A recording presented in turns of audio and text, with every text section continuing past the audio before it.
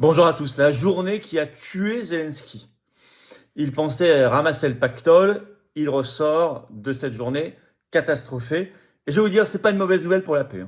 C'est plutôt même une très bonne nouvelle pour la paix parce que il croyait à l'escalade. Et heureusement, pour plein de raisons, je vais vous expliquer ce qui s'est passé sur cette fameuse journée. Il n'y a pas eu l'escalade.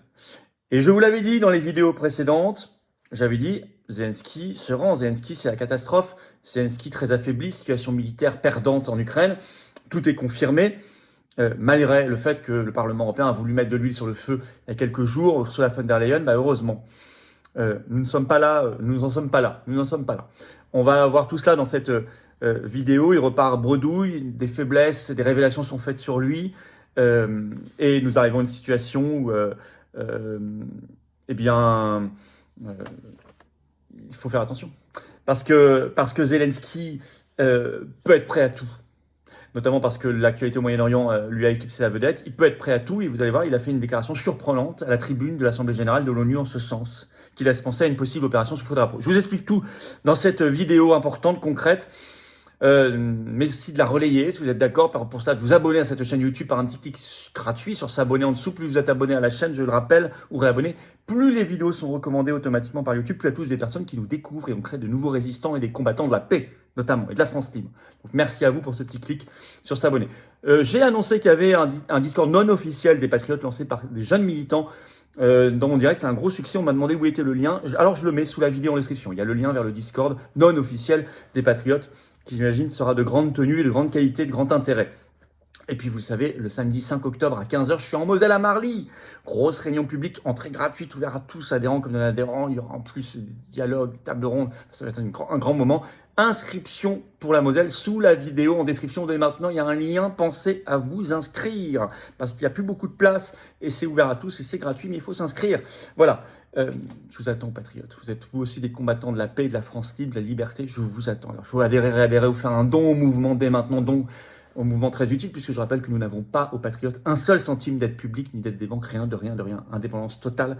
Adhérer, réadhérer, c'est défendre des magnifiques combats, des magnifiques valeurs pour nous et nos enfants. Vous pouvez le faire dès maintenant, je vous invite à le faire. Je vous attends.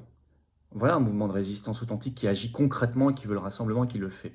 Il n'y en a pas beaucoup comme ça. Il n'y en a pas beaucoup. Plus grand mouvement souverainiste de France. Je vous attends maintenant, vous êtes les bienvenus. Adhérer dès maintenant, c'est le premier lien sous la vidéo en description. Faire un don au mouvement, c'est le deuxième lien sous la vidéo en description dès maintenant. Les liens sont tout le temps sur notre site, bien sûr, en plus, les-patriotes.fr, et c'est défiscalisé aux 2/3 de vos impôts. Profitez-en. Allez, j'en reparle tout à l'heure. Bravo et bienvenue en tout cas. On y va. La journée qui a tué Zelensky, il s'attendait à sa journée.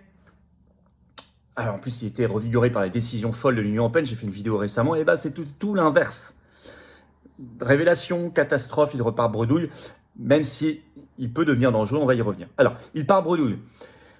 Attention, ce 26 septembre, donc c'était l'Assemblée Générale de l'ONU, l'Assemblée Générale annuelle. À un moment, Joe Biden a déclaré, mais vous savez dans quel état mental est Joe Biden, il a déclaré que les États-Unis, je cite, vont fournir des armes de longue portée à Kiev. Et là, stupeur générale, ça y est. Mais en réalité, non. Si vous allez lire le communiqué publié sur le site de la Maison-Blanche, ce sont des armes, ce qui a déjà été fait, de moyenne portée. Donc on n'est pas dans la ligne rouge des armes à longue portée. Je vais vous lire un extrait de ce communiqué de la Maison-Blanche. Ce ne sont pas des missiles de longue portée, mais des munitions, bombes planantes, AGM-154 de moyenne portée, 22 à 130 km selon l'attitude de largage, pouvant être tirées depuis des F-16 sur cible molle et défense antiaérienne ennemie, et non de longue portée comme Biden l'a annoncé, ça c'est commentaire de presse.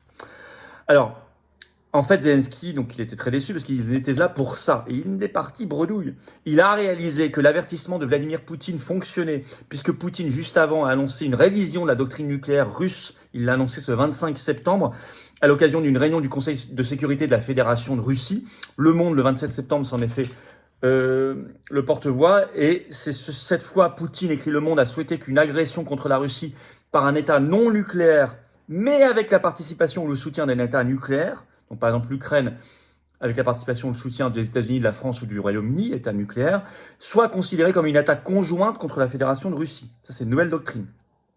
La future doctrine, ajoute Le Monde, devrait aussi prévoir que la Russie pourra désormais utiliser des armes nucléaires si elle recevait des informations fiables sur le début d'une attaque transfrontalière massive par voie aérienne au moyen de l'aviation stratégique et tactique, de missiles de croisière, de drones et d'armes hypersoniques.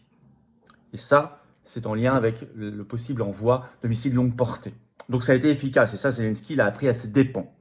Mais je vais vous dire, ça stoppe l'escalade là-bas, et c'est une bonne nouvelle pour la paix. Déjà qu'on a des soucis, vous le savez, au Moyen-Orient. Justement, autre mauvaise nouvelle pour Zelensky, le projecteur ce week-end cette semaine était plutôt braqué sur, bien sûr, la situation au Liban, Moyen-Orient. Au moment où j'enregistre cette vidéo, on vient d'apprendre, ça demande confirmation, la possible mort de Nasrallah, le leader du Hezbollah, la possible donc réaction de l'Iran, l'escalade possible. Il y a déjà des faucons occupés là-bas à l'escalade, et à la mort de beaucoup de civils. Donc, mais tout ça, évidemment, ça enlève de la lumière pour Zelensky. Alors en même temps, en plus, pire qu'il repart bredouille, faiblesse et méthode indignes mises au grand jour.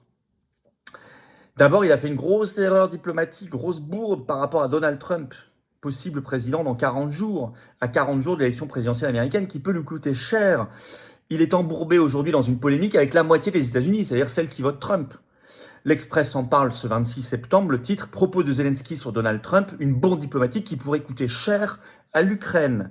En effet, il a fait une déclaration très imprudente sur Donald Trump et son colistier J.D. Vance, qui serait vice-président si Trump gagnait, en disant ceci, je cite Zelensky.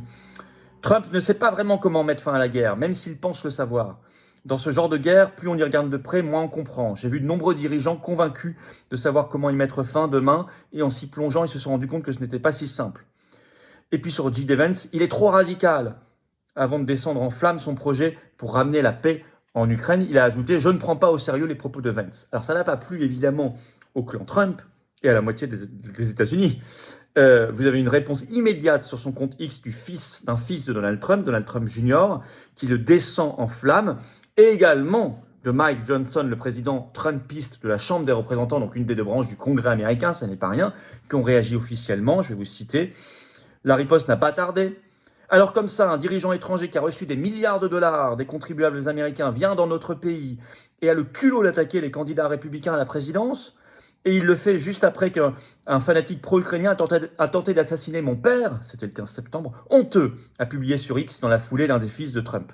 Le soutien à la fin de la guerre de Russie contre l'Ukraine continue d'être bipartisan, mais notre relation est inutilement mise à l'épreuve et inutilement ternie lorsque les candidats en tête du ticket présidentiel républicain sont ciblés dans les médias par des responsables de votre gouvernement, a déclaré à Zelensky le président de la Chambre des représentants, donc Mike Johnson.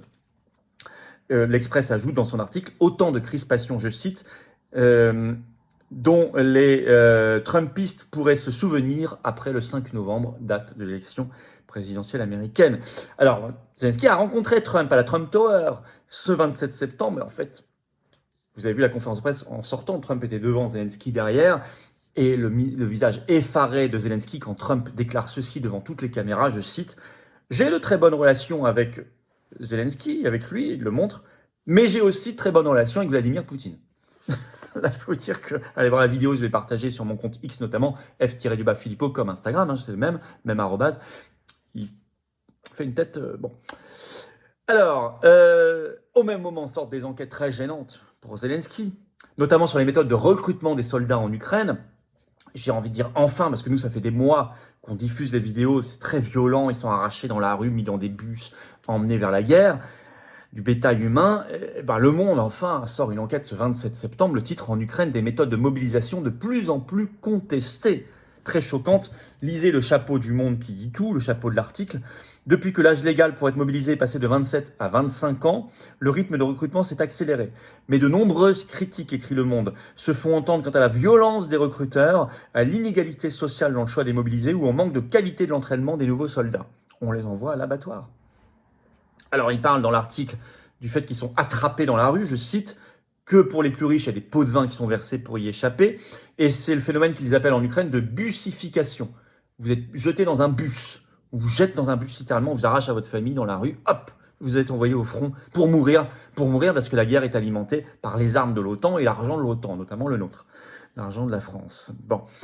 Alors, sur le terrain, c'est la catastrophe militaire. C'est pour ça que je vous dis, c'est la journée, mais journée épouvantable, période épouvantable d'ailleurs pour Zelensky. La catastrophe militaire se fait jour, même un journal local, régional, qui diffuse quand même pas mal, mais qui s'appelle La Voix du Nord, en parle, c'est dire. C'était pas le cas il y a quelques mois. Ce 26 septembre, dans un long article, le titre « C'est bien mystérieux. L'Ukraine recule dans le Donbass, mais envoie toujours des renforts vers Koursk, donc sur le territoire russe. C'est quand même bizarre. Le chapeau de cet article dit tout, je vais vous le lire. L'armée ukrainienne recule en Ukraine, dans le sud du Donbass, et va prochainement perdre des bastions importants. Mais l'état-major continue d'envoyer des renforts dans son offensive contre le territoire russe. Fuite en avant ou pari osé ? Point d'interrogation. Alors en écrivant, je cite, « Depuis le début de l'année, la Russie attaque partout et l'Ukraine recule ». C'est même la débandade. Vous avez même un compte pro-ukrainien sur X qui est cité par La Voix du Nord, je cite, « La dégradation sur tout le sud du Donetsk, donc en Ukraine, devient visible à l'œil nu. Il ne s'agit plus de petites distances et tout cela avec une troupe peu mécanisée. Je suis franchement inquiet », écrit ce compte pro-ukrainien. Les Ukrainiens abandonnent la dernière ligne de défense et se replient. Et puis vous avez un spécialiste qui parle de perspectives sombres pour l'Ukraine, je cite, cité dans La Voix du Nord, « La stratégie s'interroge. S'il est envisageable de tenter des coups de poker, il était facile de constater assez vite que celui-ci n'avait pas fonctionné », écrit le général Olivier Kempf. Le coup de poker d'attaquer sur le territoire russe à Koursk. Nous, on l'avait analysé depuis le début en disant que c'était évidemment loupé, alors que les médias occidentaux, français notamment, s'enthousiasmaient. On l'avait analysé, on l'avait aussi analysé d'ailleurs dans notre entretien sur cette chaîne avec Caroline Galacteros. Bon. Pourquoi continuer, écrit ce général, à s'obstiner depuis 3 ou 4 semaines en expliquant que tout est conforme au plan, alors que l'échec semble évident ? La logique voudrait que les Ukrainiens organisent un retrait ordonné. Peut-être vont-ils pouvoir tenir jusqu'à l'automne humide. Les Ukrainiens semblent réduits à devoir céder régulièrement du terrain, des forces et des hommes en espérant passer l'hiver le moins mal possible et que 2025 amène des renforts en hommes formés grâce à la mobilisation.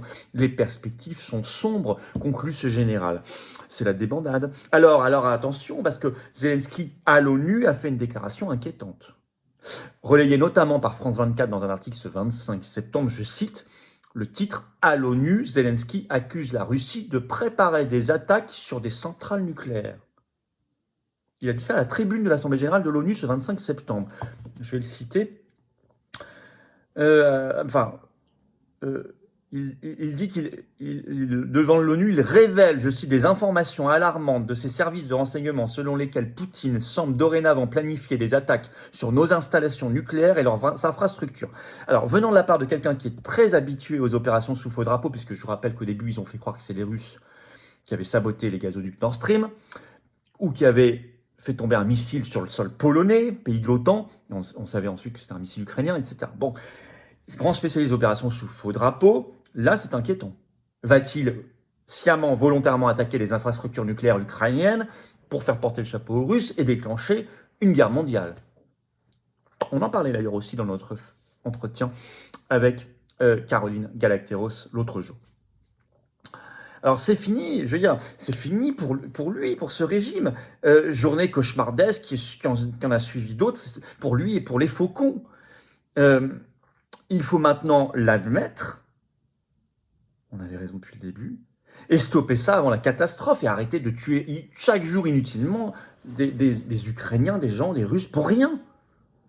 Et nous, on doit stopper immédiatement la fourniture d'argent et la livraison d'armes, stopper avec les politiques de l'OTAN. Je suis favorable aux patriotes, nous sommes favorables à la sortie de la France de l'OTAN, vous le savez, pour défendre nos intérêts nationaux et la paix, sauver des vies, sauver des peuples, sauver la paix. Franchement, vu ce qui se passe déjà au Moyen-Orient, mais éteignons ce front bouillant.